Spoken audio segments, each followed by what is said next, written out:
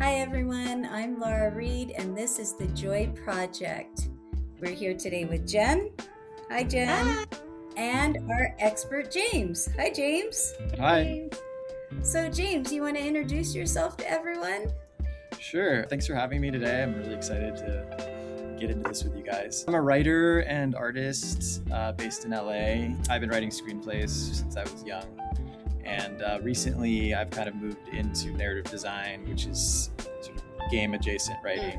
I've always really loved games. I love that they're non-linear, which is to say, like a screenplay, you sit down, you write a beginning, middle, and an end, and it's going to be track it through 60 or whatever amount of pages it is. For game writing, it's just you have to think of it as incorporating player choice and like the player autonomy as an author into the story.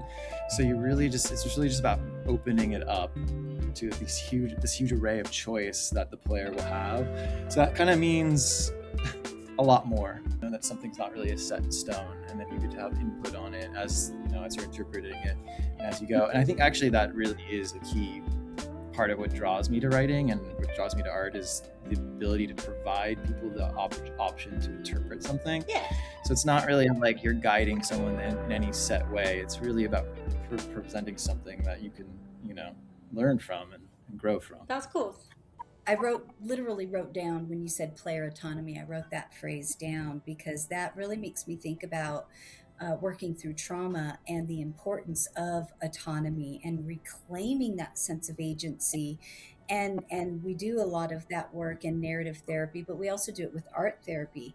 And it just made me think of this phrase, like thinking of game design and that narrative therapy being the designer of your story. But I really wanted to bring in an expert who can really guide us, who really understands the foundational aspects of art and also writing, storytelling, story writing. And when we are talking about trauma, we already have that story.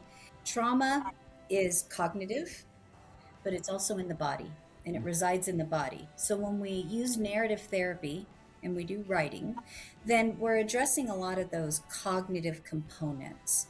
But the art is where the body comes in. And this is where trauma really gets resolved, is when we address those embodied experiences of trauma and move ourselves through it and out of it. So that's what we're going to be doing today is we're going to actually start off, I believe, with art for grounding, for settling in, and then we're going to move into the narrative piece, right, James? So I think we're going to start with something fairly simple. We're going to just basically warm up and get loose a little bit. So the idea is to kind of enter into like a little bit of a flow state and relax and like find the joy in the process, right? Mm-hmm. So I think we're going to start with something a little bit more abstract and kind of just put a pen to or pencil or pen or whatever you want to use to the paper and let a line kind of flow and just see where it goes, and you can cross it back or zigzag or whatever you want to do, and maybe we can just hold it for a certain amount of time and like see what happens. There are a lot of ways to do this. Like some people like to like not look at the line, some people like to like close their eyes or whatever, so you can do however you want, I guess. I will keep my eyes open, Jen, if you close yours, but if you keep yours open, I'm going to close mine because I think it would be interesting to compare notes. I have a timer and go. And time.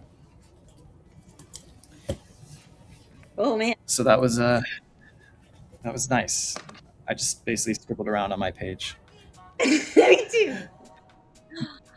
That's pretty. Thank you. I love it. I see My lots of butterfly flags. didn't work I out do as quite well. so well. You see the middle. I missed my mark. Yeah, That's pretty great for flow, Hey. that is good. for just one line flow. Here's Oh, dear. mine. Mine is Ooh, yours is full and all over the place. Here's mine, by the way. I just scribbled around. nice. But for me, when I think about this, it's actually really just like James said, getting into that flow state And it's shutting down, in a way, I wonder, the default mode network in our brain, right? That's where we're constantly thinking and deciding, and it's our operating system. So it almost feels like it shuts down that operating system, and it allows us to access deeper parts of our brain and also the creative side of our brain. And when we're talking about art therapy for trauma, even using our non-dominant hand to do these squiggles actually really gets us out of that executive thinking aspect of our brain, and shifts us, because it takes us out of our patterns, those brain patterns that we have. I think now it's just about exploring what you have on your page already, and like just seeing where that color takes you. So you can fill in if you want in the little spaces where what you have on your page. You can color over it. You can do whatever you want, really. It's just about, like, again, relaxing and discovering like the process rather than like looking for a result. So, just being present and following that wherever it goes. I love the one of my earliest loves, when I was 5 years old, were these paint with water books.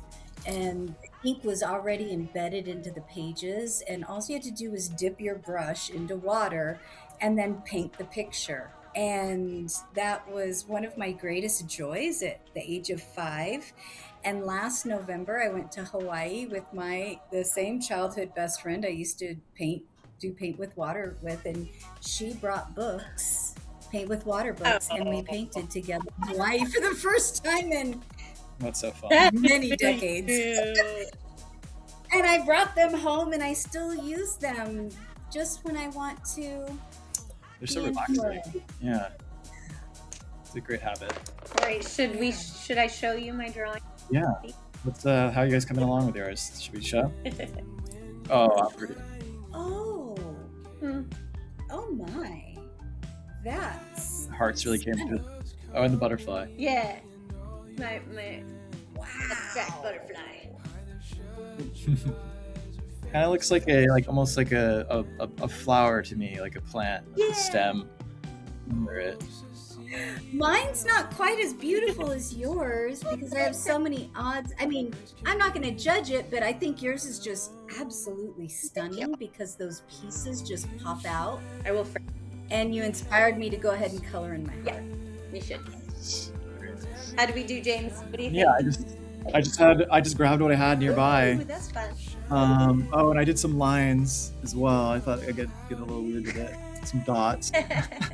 I love that you did that, because I wouldn't have thought about not just coloring in, but actually creating patterns and other designs inside. Thank you for. Yeah, I got a little bored of the solids. Right. So it just happened.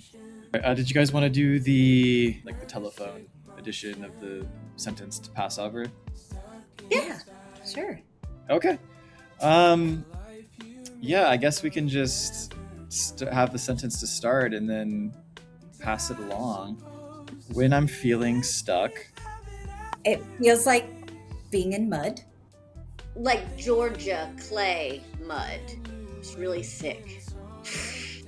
And my boots feel heavy. Yeah. I want to play with the mud. But if you wait until it starts to rain, it washes away the clay again. so you can get your feet unstuck. And find your way further along the path. With hopeful eyes and curiosity. I just hope we don't see a bear. That's all. Because bears are large and scary. And if they wore tennis shoes, they could catch us. They come this way, I'm going to leave my tennis shoes and go barefoot. Boots, now they're tennis shoes, it doesn't matter. They're magic. Mud be damned. All right, I'm writing that in for me. Do you guys want to go a few more lines, or are we good? I think we did it. I tried to transcribe it as best I could. I might have gotten one line wrong. When I'm feeling stuck, it feels like being in mud. Like Georgia clay mud. It's really, and boots feel heavy. And I just want to reach down in the mud and pick up the mud and play. But if you wait until it starts to rain, it washes away the clay again. so you can get your feet unstuck and your way further along the path with hopeful heart and curiosity. And I just hope we don't see a bear, because bears are large and scary, and if they wore tennis shoes, they would catch us. But I'm gonna leave my shoes and go barefoot. Mud be damned. That is our little short story.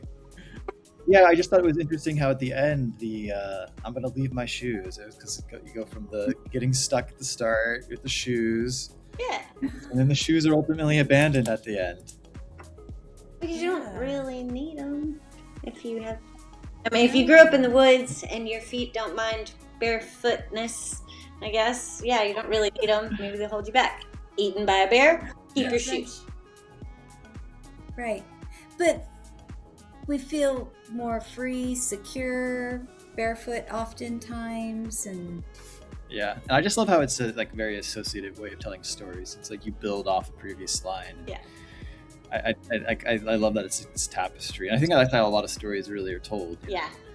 yeah. And that's one of the things I loved the most in school when we did writing exercises, is like you said, where you pick the options, right? So like part of your game, building the game and where everybody's going to go, is coming up with all the different ways that they could go, right? So it's like, this is a great exercise in learning how to think like that.